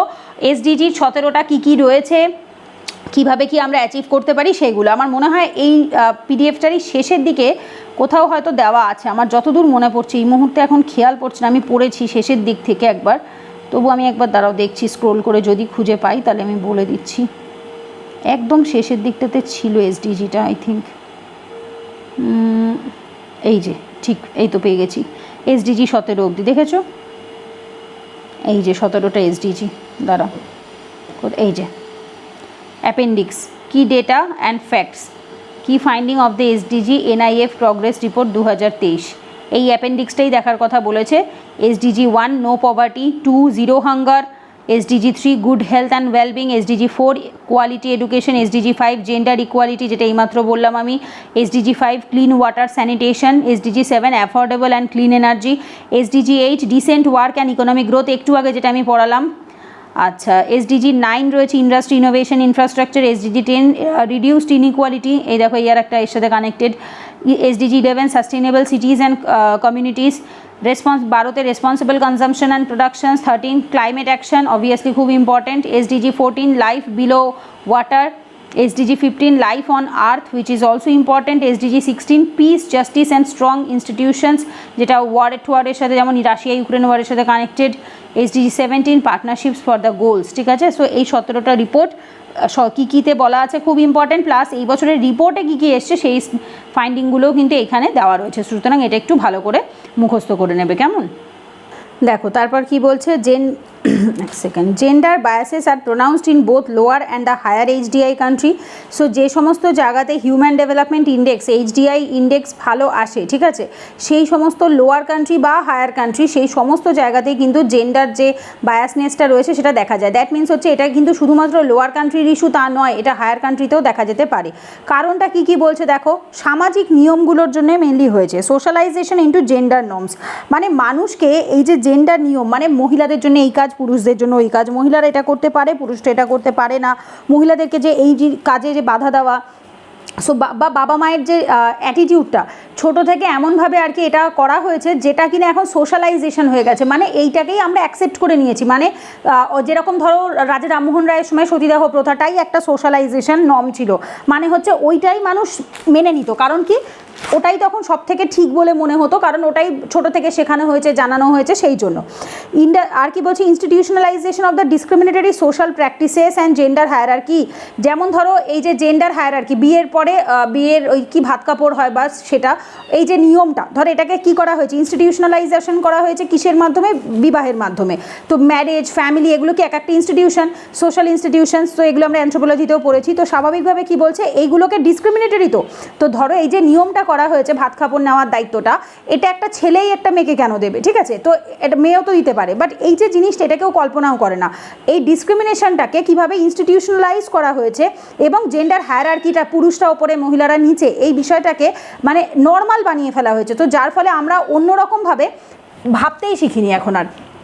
আচ্ছা, তারপর কি বলছে, সোশ্যাল স্যাংশনিং, সামাজিক স্যাংশন মানে হচ্ছে ধরো আগেকার দিনে হতো না, সেই এক ঘরে করে দেওয়া হতো, মেয়েদের যদি কোনো সমাজ বিরুদ্ধাচরণ করে তুমি যদি কোনো কাজ করো, মেয়েদের যদি দেরি করে বিয়ে দাও, এই বেশ কিছু নিয়ম থাকতো, যদি সেইগুলো সমাজের নিয়ম অনুসারে না হতো তাহলেই তার উপর স্যাংশন দেওয়া হতো, তাকে এক ঘরে করে দেওয়া হতো, তার জল কেউ খেত না, তাদের সাথে কেউ আত্মীয়তার সম্পর্ক করতো না, এগুলোকে সামাজিক স্যাংশন বলা হয়ে থাকে। Dimension and indicator of the gender social norms, কী কী ডাইমেনশনস রয়েছে, কী কী ইন্ডিকেটর রয়েছে দেখো। আচ্ছা, ডাইমেনশনগুলো দেখি, তারপর ইন্ডিকেটারগুলোতে যাব। ফার্স্ট কি বলছে, political dimension, educational dimension, economic dimension, physical integrity. তারও এক সেকেন্ড, ইন্ডিকেটারে কি বলছে দেখো, ফার্স্ট আসছে পলিটিক্যাল, বলছে যে মহিলারা যাদের কিছু রাইট বা অধিকার দেওয়া হয়েছে, as men is essential for democracy, মানে কি, মানে মহিলাদেরকেও সেম রাইট দিতে হবে, হ্যাভিং দ্য সেম রাইট, একই রকম অধিকার থাকতে হবে ডেমোক্রেসিতে বা গণতন্ত্রতে, এবং men make better political leaders than women do, মানে হচ্ছে এইটাও বলছে যে যদি ইন্ডিকেটারটা এই বেসিসে দেখা হচ্ছে যে পুরুষরা বেটার পলিটিক্যাল লিডার হতে পারে মহিলাদের থেকে, তো সেটা কতটা ঠিক বা ভুল সেটার উপরে কিন্তু একটা ইন্ডেক্স পাবলিশ করা হয়েছে। এডুকেশনালের ক্ষেত্রে কি দেখা হচ্ছে, university is more important for men than the woman, মানে বলছে ইউনিভার্সিটিগুলো পুরুষদের জন্য বেশি ইম্পর্টেন্ট মহিলাদের থেকে, মানে মহিলাদের ইউনিভার্সিটি যাওয়ার দরকার নেই, পুরুষরা ইউনিভার্সিটি গেলেই হবে, মোদ্দা কথা এটাই বোঝাতে চেয়েছে। ইকোনমিক লেভেলে কি বলছে, men should have more right to a job than a woman, কারণ কি এটা বিশ্বাস করা হয় পুরুষদের চাকরি পেতেই হবে, নাহলে সংসার চালাবে কে, এবং সুতরাং চাকরি পাওয়ার বিষয়ে পুরুষদের অধিকার সবচেয়ে বেশি মহিলাদের থেকে। Men make better business executive than woman, এইমাত্রই এটা বললাম, বিজনেস এক্সিকিউটিভ মহিলাদের থেকে পুরুষরা বেশি ভালো হয়ে থাকে। ফিজিক্যাল ইন্টিগ্রিটির ক্ষেত্রে কি বলছে, proxy for intimate partner violence and proxy for reproductive rights, so এটা কি বলছে, ইন্টিমেট যে অন্তরঙ্গ সম্পর্কের যে পার্টনার যে ভায়োলেট করে না অনেক সময়, ধরো এই যে ম্যারিটাল রেপ যেটা একটা অন্যতম example. Proxy for reproductive right, ধরো আমি সন্তান নিতে চাই কি চাই না সেই বিষয়েও পুরুষদের সেটাই অ্যাকচুয়ালি বেশি ম্যাটার করে সোসাইটিতে, মহিলাদের সেটা থাকে না। তো এই ধরনের প্যারামিটারের ওপর বা ইন্ডিকেটারগুলোর ওপরে এই হচ্ছে ডাইমেনশন, এই হচ্ছে ইন্ডিকেটার, কোন কোন বিষয়গুলোকে ইন্ডিকেট করছে।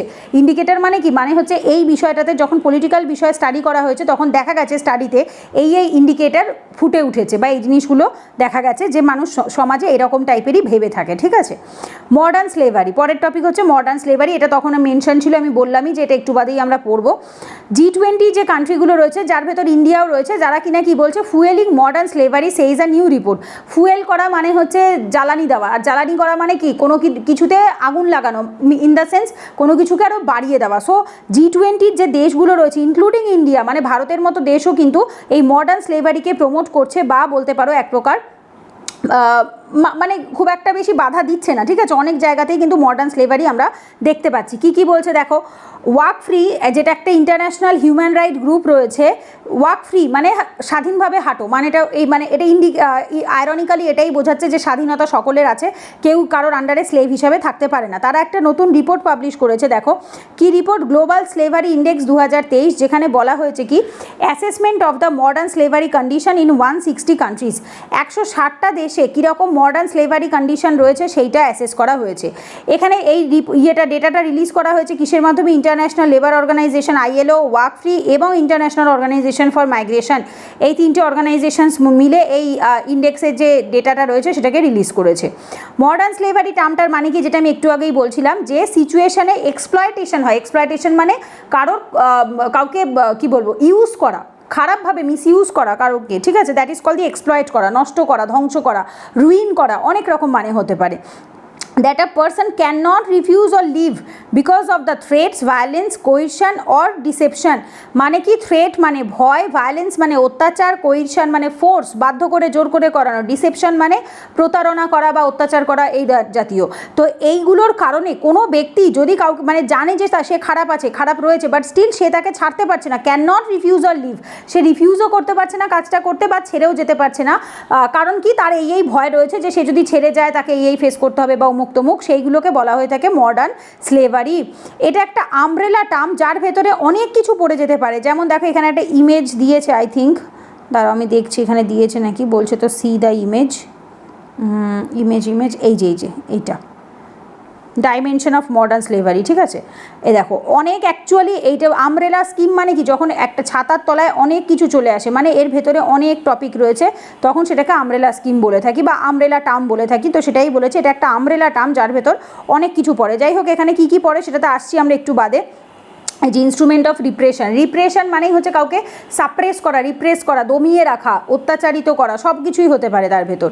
কি কি ফাইন্ডিং পাওয়া গেছে দেখো, প্রায় 50 মিলিয়ন মানুষ রয়েছে যারা বর্তমান দিনে দাঁড়িয়ে মডার্ন স্লেভারিতে বাস করছে 2021-এর ডেটা অনুসারে, এবং যেটা কিনা ইনক্রিজ হয়েছে 10 মিলিয়ন পিপল সিন্স 2016। মানে 2016-তে কত ছিল, সেটা 40 মিলিয়ন ছিল 2016-তে, আর সেটা 2021-এ 6 বছরের মধ্যে কত হয়ে গেছে, 10 মিলিয়ন বেড়ে 50 মিলিয়ন হয়ে গেছে।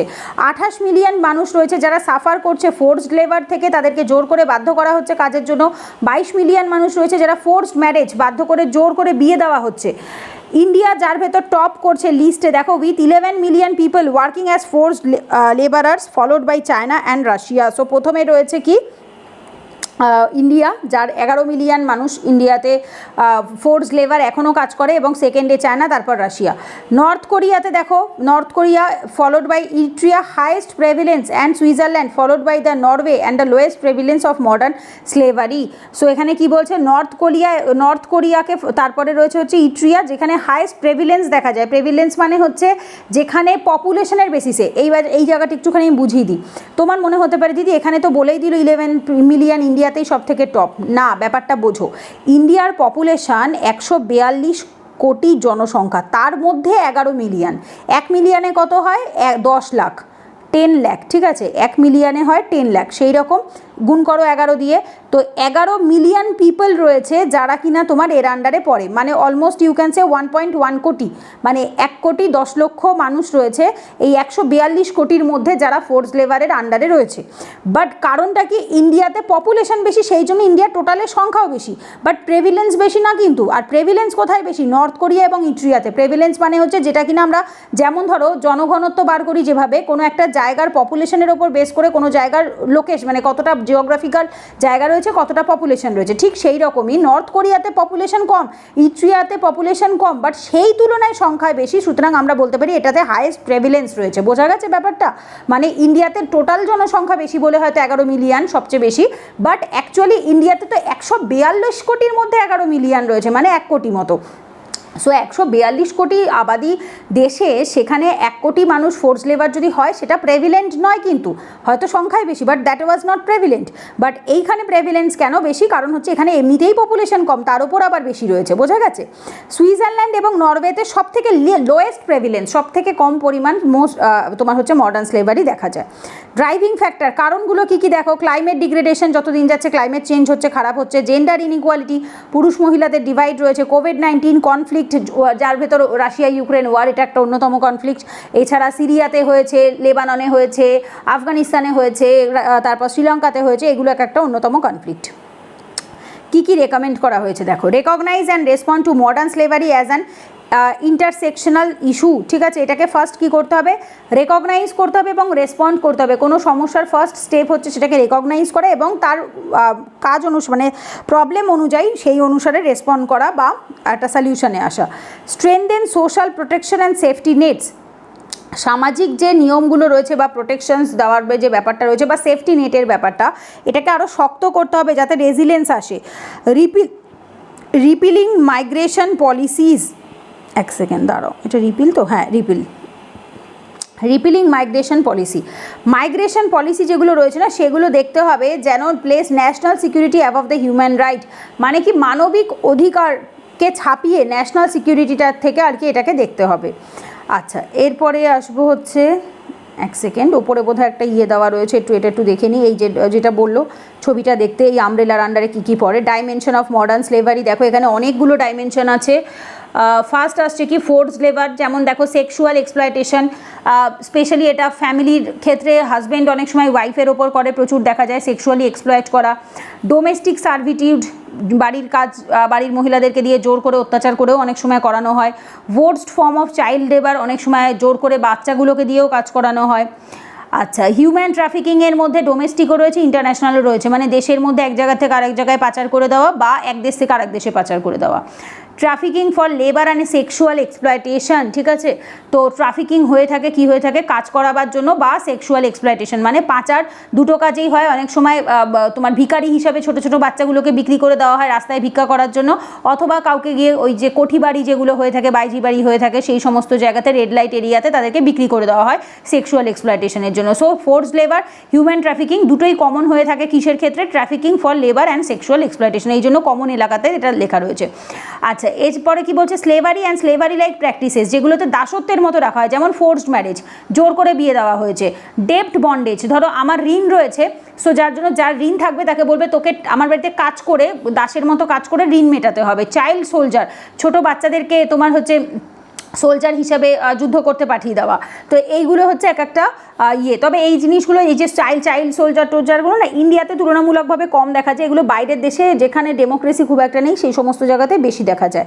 আচ্ছা, এই দুটো এলাকা ফোর্স লেবার এবং স্লেভারি, এদের মধ্যে কমন কি, force labour as a result of forced marriage. ঠিক আছে, ফোর্স লেবারটা কেন হয়, as a result of forced marriage, জোর করে বিয়ে দেওয়ার জন্য মহিলাদের প্রতি এটা করা হয়ে থাকে, মানে যেহেতু বিয়ে হয়েছে তোমাকে কাজ করতেই হবে, তুমি কাজ না করে হাতের ওপর হাত তুলে বা পায়ের ওপর পা তুলে খেতে পারবে না। স্লেভারি এবং হিউম্যান ট্রাফিকিংয়ের মধ্যে কমন কি, trafficking for the slavery and slave like product, মানে কি ট্রাফিকিং আরও মানে তোমার করা হতে পারে, মানব পাচার আরও কারণে হতে পারে, সেটা হচ্ছে তোমাকে দিয়ে স্লেভারি করাবে বা স্লেভারির মতো যে কোনো অন্য কোনো কাজও করাতে পারে। ব্যাস, এইগুলো হচ্ছে মডার্ন স্লেভারি সম্পর্কে দিয়েছে। এই টপিকটা কিন্তু ইম্পর্ট্যান্ট একটা টপিক, এটা এখানে একটু ছোট করে দেওয়া আছে ঠিকই, বাট এটা মেন্সে অ্যান্সার রাইটিংয়ে আসারও একটা সম্ভাবনা থাকে, প্রিলিমসে তো আসতেই পারে বাট মেন্সেও আসার সম্ভাবনা আছে। Global trend forced displacement 2022 report, এই রিপোর্টটা কে পাবলিশ করেছে? United nation human right commission for refugee, যেটাকে বলা হয় UNHCR। রিপোর্টটা কী কী ডেটা প্রোভাইড করেছে দেখো, রিফিউজিদের অ্যাসাইলাম সিকার, কারা অ্যাসাইলাম চাইছে, ইন্টারনালি যারা ডিসপ্লেসড হয়ে রয়েছে দেশের মধ্যেই, স্টেটলেস পারসন যাদের কোনো রাজ্যিক স্বীকৃতি দেয়নি, people who have return to there countries or areas of origin, যে সমস্ত মানুষদেরকে তাদের এরিয়াজ মানে অরিজিনের কান্ট্রি থেকে মানে তাদেরকে সেই দেশে পাঠিয়ে দেওয়া হয়েছে। যেমন ধরো একটা এক্সাম্পল দিয়ে বুঝবে, রোহিঙ্গিয়া রিফিউজিকে ইন্ডিয়াতে যখন আনা হয় মায়ানমারের, অ্যাকচুয়ালি ওরা তো যখন ইন্ডিয়া বলে আমরা অ্যাকসেপ্ট করবো না, দেন ওদেরকে আবার মায়ানমারে পাঠিয়ে দেওয়া হয়। তো সেই সমস্ত মায়ানমার সরকারও তাদের অ্যাকসেপ্ট করে না এবং এই সমস্ত লোকদেরকে রিফিউজিদের মধ্যে ফেলা হয়ে থাকে।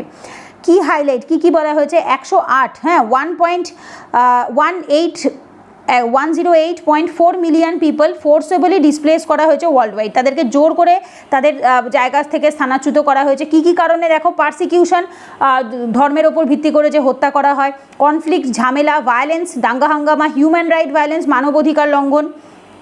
এছাড়া দেখো কি বলছে, বেশ কিছু সংখ্যক মানুষ মাইগ্রেট করেছে ফোর্সফুলি, কিসের জন্য? সোশ্যাল এবং ক্লাইমেট ক্রাইসিস, সামাজিক এবং হচ্ছে যে পরিবেশের যে ক্রাইসিস রয়েছে। যেমন 2022 সালে দেখো 21% মানুষ গেছে মানে ডিসপ্লেসড হয়েছে 2021 সালে, যেটা আগের থেকে অনেকটা বেশি পরিমাণে বেড়েছে। 30% মতো ফোর্সফুলি তাদেরকে বাধ্য করা হয়েছে ডিসপ্লেসড হতে, যারা কিনা চিলড্রেন, মানে 30% বাচ্চা ফোর্সফুলি জায়গা থেকে স্থানাচ্যুত হয়েছে, তাদের বাড়িঘর থেকে বিতাড়িত হয়েছে। 76% ওয়ার্ল্ডের রিফিউজি যারা রয়েছে তারা কোন দেশ থেকে আসে? লো এবং মিডিল ইনকাম দেশগুলোর থেকে আসে। 4.4 মিলিয়ন পিপল যারা রয়েছে তারা স্টেটলেস, তাদের কোনো পার্টিকুলার দেশই নেই, তাদের কোনো ন্যাশনালিটিই নেই, যার ভেতর 2% more than that of the 2021-এর তুলনায় কত? 2% মতো বেশি। 6 মিলিয়ন পিপল ডিসপ্লেসড হয়েছে, people return to their areas or countries of origin 2022-এ। প্রায় 6 মিলিয়ন পিপল যারা ডিসপ্লেস হয়েছিল তারা আবার রিটার্ন করেছে তাদের নিজেদের দেশে 2022-এ। কী কী রেকমেন্ড করছে দেখো, কী কী সলিউশন দিচ্ছে? ভলেন্টারি রিপ্রিট্রেশন এবং resettlement in a third country, মানে যে দেশে গেছে বা যে দেশ থেকে এসছে, তো সেই দুটোকে বাদ দিয়ে যদি থার্ড কান্ট্রি, যে সমস্ত দেশগুলোতে ধরো পপুলেশন এমনিই কম, যে সমস্ত দেশে এমনি শান্তি আছে, সেখানে যদি গিয়ে তারা থাকেও তাদের এমন কোনো অসুবিধা হবে না, তাদের রিসোর্স আছে, টাকা পয়সা আছে, পপুলেশন কম, তো সেই সমস্ত থার্ড কান্ট্রিতে তাদেরকে রিসেটেল করা। এনহান্সিং রিফিউজি সেলফ রিলায়েন্স, তাদেরকে নিজের আত্মনির্ভর করানো, মানে তাদেরকে কোনো না কোনো কাজ দেওয়া যাতে কিনা এদেরকে আত্মনির্ভর করানো যায় এবং এরা কারোর ওপর নির্ভরশীল হয়ে না বাঁচে। থ্রু লোকাল ইন্টিগ্রেশন, লোকাল যে এলাকার মানুষ রয়েছে না, যারা হোস্ট কান্ট্রি, ঠিক আছে, তো সেই সমস্ত লোকেদের সাথে এদেরকে ইনক্লুড করাতে হবে, ইন্টিগ্রেশন করাতে হবে, যাতে তাদেরকে কেউ মানে দূরের লোক বা হচ্ছে খুব মানে খারাপ চোখে, অস্পৃশ্যতার চোখে এইভাবে না দেখে, তাদেরকে যাতে সহজে অ্যাকসেপ্ট করে নেয়। Ensuring safety and security of internally displaced people, যারা ডিসপ্লেসড হয়ে রয়েছে তাদেরকে ইন্টারনালি এবং এক্সটার্নালি সিকিউরিটি, সেফটি দুটোই প্রোভাইড করার কথা বলছে। আচ্ছা, এরপরে আসবো ইউনাইটেড, এইটা সম্পর্কে আমরা এর আগেও আই থিঙ্ক পড়েছিলাম, এটা তবুও একবার দেখে নাও। জেনেভা সুইজারল্যান্ডে UNHCR, এটা এস্টাবলিশড হয়েছে জেনারেল অ্যাসেম্বলিতে ইউনাইটেড নেশনসের 1950-এ। এটা কি কাজ করে? অবভিয়াসলি মানুষের জীবনকে রক্ষা করা, প্রোটেক্ট করে হিউম্যান রাইটকে, একটা বেটার ফিউচার, ভবিষ্যৎটা যাতে মানুষের ভালো হয় এবং কোনো রকম ফোর্স পারসিকিউশনসের যাতে তারা না শিকার না হয়, কনফ্লিক্টের কোনো শিকার না হয়, সেই জন্য এরা কাজ করে থাকে। এছাড়া ম্যান্ডেট কি বলছে দেখো, ইমপ্রুভ করে এবং মনিটর করে রিফিউজিদেরকে, যারা উদ্বাস্তু রয়েছে তাদেরকে কনস্ট্যান্টলি মনিটর করে, কোথায় যাচ্ছে না যাচ্ছে, তাদের কোন দেশের তাদেরকে রাখা যেতে পারে না পারে সেগুলো দেখে থাকে। অ্যাসাইলাম মানে হচ্ছে বাসস্থান প্রোভাইড করে থাকে, বা হোম কাইন্ড অফ। অ্যাসাইলাম মানে যে পাগলাখানা এরকম নয়, অ্যাসাইলাম মানে হচ্ছে কিছু শেল্টার প্রোভাইড করাকে বলে।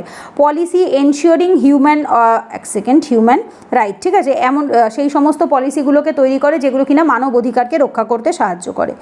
আচ্ছা, 1951 সালে রিফিউজি কনভেনশন এবং 1967 সালে যে প্রোটোকল রয়েছে, তাই সেই দুটো গাইডলাইন্সের দ্বারা এরা কাজ করে থাকে। 135টা মতো দেশে এই জিনিসটা সেম কাজ করে এবং একটা রিপোর্ট পাবলিশ করে, গ্লোবাল অ্যাপিল রিপোর্ট, ঠিক আছে। এরপরে আসবো UGC institutions deemed to be university regulation 2023। ইউজিসির নাম আমরা প্রত্যেকে শুনেছি, ইউনিভার্সিটি গ্র্যান্ট কমিশন। এরা কিছু, যেমন ধরো কোন কলেজগুলোকে বা কোন অর্গানাইজেশনসগুলোকে আমরা ইউনিভার্সিটি বলতে পারি, বিশ্ববিদ্যালয় বলতে পারি, তো সেইটা ডিসাইড করে থাকে কে? ইউজিসি। এইবার যখন তুমি পুরোপুরি ইউনিভার্সিটি হওনি, তার আগের একটা লেভেল হয়, যে লেভেলে বলা হয়ে থাকে deemed to be university. Deemed মানে হবে, ঠিক আছে, মানে ইউনিভার্সিটি হওয়ার পদক্ষেপের লাস্ট ফেজে রয়েছে, আর একটুখানি গেলেই সেই ইউনিভার্সিটি হয়ে যাবে। তো মিনিস্ট্রি অফ এডুকেশন যারা থাকে তারা রিলিজ করেছে, দেখো যে ইউজিসির যে রেগুলেশন ইনস্টিটিউশনস ডিম টু বি ইউনিভার্সিটি রেগুলেশন 2023, যেখানে বলা হচ্ছে সুপারসিডিং ইউজিসি ইনস্টিটিউশন ডিম টু বি ইউনিভার্সিটি রেগুলেশন 2019 যেটা রয়েছে সেটাকে সুপারসিড করে দিচ্ছে নতুন রেগুলেশনটা, মানে বাতিল করে দিচ্ছে, এবং এনকারেজ করছে ইউনিভার্সিটিগুলোকে যাতে তারা ফোকাস করে কিসের ওপর?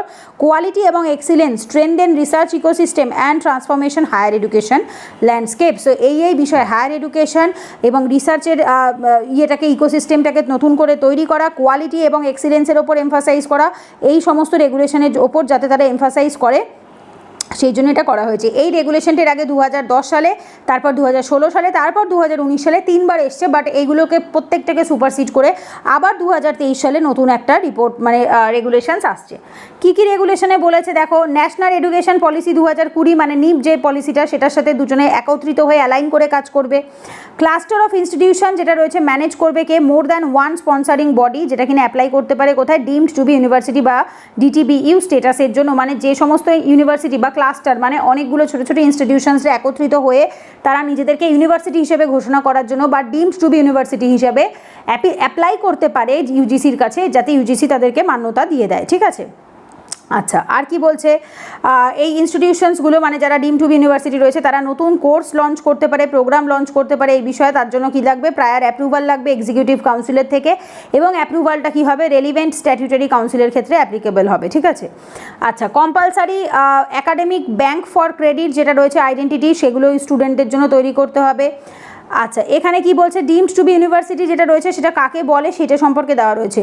এটা আমি অলরেডি বুঝিয়ে দিয়েছি, তবে একটু মিলিয়ে নাও। ইউজিসি অ্যাক্ট 1956 সালে বলা হয়েছিল যে সেন্ট্রাল গভর্নমেন্ট যারা রয়েছে তারা যে কোনো ইনস্টিটিউশনকে আদার দ্যান ইউনিভার্সিটি মানে ইউনিভার্সিটি ছাড়া অন্যান্য যে এডুকেশনাল ইনস্টিটিউশনসগুলো রয়েছে তাদেরকে এই স্টেটাসটা দিতে পারে, আর status of institution of DTBU মানে deemed to be university section কতর আন্ডারে? 2F এর আন্ডারে, ঠিক আছে। এবং সেই সমস্ত ইউনিভার্সিটিগুলোকে কী করা হবে? ডিক্লেয়ার করা হবে যখনই সেন্ট্রাল গভর্নমেন্ট বলে দেবে। আচ্ছা, এরপরে আসবো আমরা, এক সেকেন্ড, এলিজিবিলিটি ক্রাইটেরিয়াগুলো একবার দেখে নাও কি এইটা হওয়ার জন্য কী কী এলিজিবিলিটি ক্রাইটেরিয়া লাগে। ন্যাকের এ গ্রেড থাকতে লাগে, ঠিক আছে। ন্যাক হচ্ছে তোমার ইউনিভার্সিটিকে করে, চেক করে, মনিটর করে, যেগুলো ভালো পারফর্ম করে সেগুলো এ, তারপর বি, তারপর সি, এরকমভাবে গ্রেডিং হয়ে থাকে। সো ন্যাকের আন্ডারে এ গ্রেড যেগুলো হবে অ্যাটলিস্ট 3.01 CGPA যেটা অ্যাটলিস্ট তোমার নাম্বার থাকবে, সেইটাতেই তোমার কনজিউকেটিভ 3 ইয়ার্স মানে লাস্ট 3 বছর পর পর ন্যাকের রেজাল্টে বা ন্যাকের এক্সামে গ্রেড এ পেতে হবে। তারপর NBA অ্যাক্রিডিয়েশন থাকতে হবে, কিসের জন্য? পরপর 2/3 অফ এলিজিবল প্রোগ্রাম মানে যা যা হবে তার ক্ষেত্রে কত হবে? অ্যাটলিস্ট 2/3 মানে 3টের মধ্যে 2টোতে এলিজিবল হতেই হবে, যেটা NBA অ্যাক্রিডেট করে থাকে, এবং কত? এটাও 3 বছর টানা হতে হবে। টপ 50 যখন কোনো স্পেসিফিক ক্যাটাগরিতে NIRF মানে ন্যাশনাল ইনস্টিটিউশনাল র্যাঙ্কিং ফ্রেমওয়ার্করা যখন কোনো রিপোর্ট বার করে তাতেও অ্যাটলিস্ট পরপর 3 বছর কনজিকিউটিভলি এটা কি হতে হবে? টপ 50-র মধ্যে থাকতে হবে। তারপর এটা কি বলছে? Top 100 of overall NIRF ranking for at least 3 years, এবং এই ক্ষেত্রেও সেম তাই বলছে, যখন টপ 100-র মধ্যে থাকতে হবে NIRF এর র্যাঙ্কিংয়ের যে পরপর 3 বছর রয়েছে তার রিপোর্টে, ঠিক আছে। তো এইগুলো যদি কেউ ফুলফিল করতে পারে তাহলেই কোনো একটা ইনস্টিটিউশনকে আমরা ডিমড টু বি ইউনিভার্সিটি বলে ঘোষণা করতে পারি। India ranking 2023 of higher education institution যেগুলো রয়েছে HEIS বলা হয়ে থাকে, higher educational institution. Ministry of education দেখো তার 8 নাম্বার এডিশনটা পাবলিশ করেছে, India ranking of higher educational institutions দেশে, যে র্যাঙ্কিংটা কিসের ওপর বেস করে হয়? National institutional ranking framework NIRF এর ওপর। 5টা ব্রড ক্যাটাগরিতে প্যারামিটার এটাকে ভাগ করা হয়েছে, যেমন দেখো কী কী: teaching, learning and resources, research and professional practice, graduation outcome, inclusivity, outreach and perception. শিক্ষাগত, লার্নিং অ্যান্ড রিসোর্সেস, কতটা স্টুডেন্টদেরকে ভালো পড়াচ্ছে, রিসোর্স কতটা ভালো কাজে লাগাচ্ছে। রিসার্চ এবং প্রফেশনাল প্র্যাকটিস, কীভাবে রিসার্চ হচ্ছে, প্রফেশনালরা কীভাবে সেখানে প্র্যাকটিস করছে। গ্র্যাজুয়েশনে কত ভালো রেজাল্ট আসছে। ইনক্লুসিভিলিটি অ্যান্ড আউটরিচ, কতটা এই মানুষকে ইনক্লুড করতে পারছে, কতটা মানুষের কাছে আউটরিচ মানে পৌঁছতে পারছে। অ্যান্ড পারসেপশন মানে দৃষ্টিভঙ্গি। আচ্ছা, 2023-এর এডিশনটা দেখো কি বলছে। 2023-এর এডিশন অফ ইন্ডিয়া র্যাঙ্কিংয়ে নতুন একটা সাবজেক্ট অ্যাড করা হয়েছে, namely agriculture and allied sector. ঠিক আছে, এটা কিন্তু ইম্পর্টেন্ট প্রিলিমসে আসতে পারে। এছাড়া ইন্টিগ্রেট করা হয়েছে ইনোভেশন র্যাঙ্কিং। ইনোভেশন এতদিন অবধি ছিল না, এটা নতুন অ্যাড করা হয়েছে। প্রিভিয়াসলি যেটা Atal ranking of institution on innovation অ্যাচিভমেন্টে ইন্টু ইন্ডিয়া র্যাঙ্কিংয়ে আলাদাভাবে আসতো, সেটাকে এর সাথে এখন মার্জ করে দেওয়া হয়েছে, ইন্টিগ্রেট করা হয়েছে। একটা ক্যাটাগরি দিয়েছে, সেই ক্যাটাগরির নাম হচ্ছে ইনোভেশন।